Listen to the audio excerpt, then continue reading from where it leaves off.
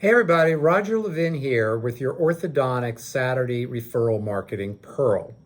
I'm excited to talk to you today about some of the very basic foundation of marketing, which is called branding.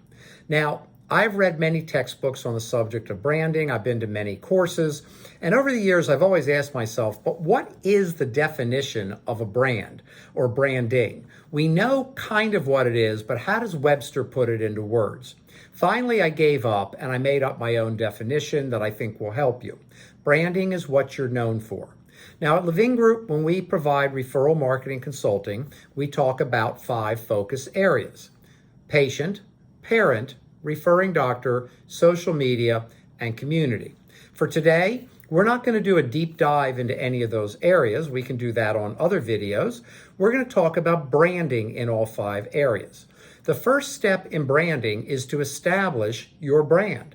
What do you want to be known for? That's my definition. The brand is what you're known for. Now, I talk to orthodontists all the time, and I often ask them what they're known for, and they don't have an answer because they haven't really thought about it other than they want to be known for excellent care. But the reality is, if you're only known for excellent care, you're the same as everybody else. Vanilla is what I call it. And if you have not created your brand will create you, which in most cases, your brand is orthodontist. Again, vanilla. The key to a brand is to differentiate yourself from everybody else. If your brand is strong enough, people can't compete. Other practices can't compete. What are some of the great brands today? Netflix is a brand. Apple is a brand. Microsoft is a brand. IBM is a brand. Air Jordans is a brand. Nike is a brand. What do you want to be known for with your brand? So you should sit back and do what Steve Jobs did. And Steve Jobs went contrary to all the academic thinking. In business school and courses at Harvard Business School, they tell you that to establish your brand, you should find out what the market wants. So you do market research, you do interviewing, you do focus groups, and all of that will reveal the secret of what the market wants, and you can create your brand. Absolutely a good idea, but not for Steve Jobs.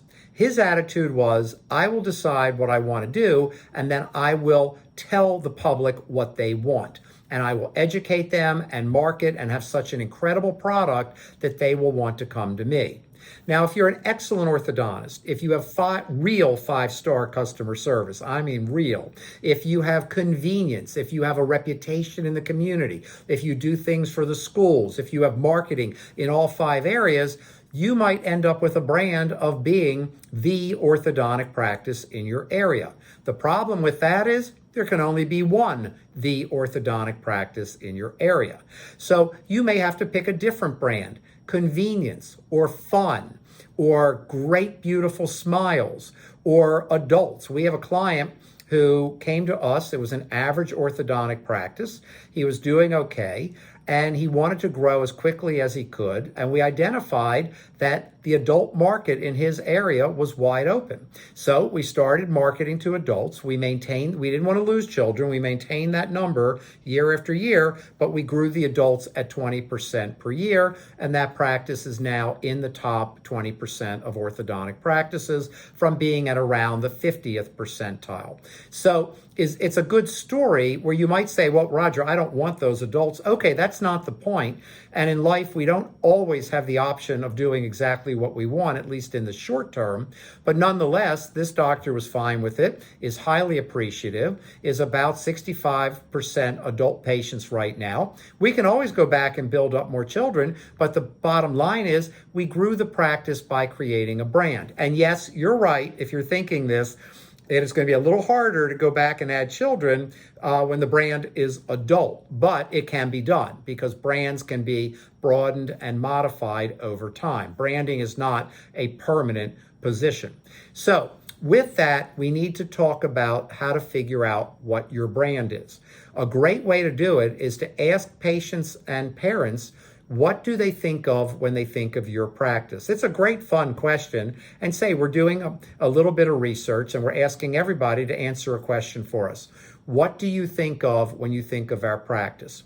I think of fun. I think of beautiful smiles. I think of kids liking ortho or liking dentistry. So many children became dentists because they liked their orthodontist. You all do a wonderful job of recruiting future dentists 20 years down the road or 10 years down the road, depending on the age you start them. So my point is that you need to know your brand. Now here's part two. Once you know your brand, you need to communicate it in all 5 focus areas: patients, parents, referring doctors, social media, and community. And social media, you don't need to spend a fortune to hire a social media company to put your brand out there. If your brand is fun, you show pictures of people having fun. If your brand is beautiful smiles, you show pictures of beautiful smiles. Now you might think, well, I'm going to do it all. There's a little danger there with social media. If you do it all, then you don't have a brand. You have a mishmash. It all looks good, but you've got a diluted brand or no brand because you've got too much going on. Spend some time focused on promoting the brand, or what they say in the business world, driving the brand. If you do that, it will begin to differentiate your practice. As always, I wish you orthodontic practice success and increased practice referrals.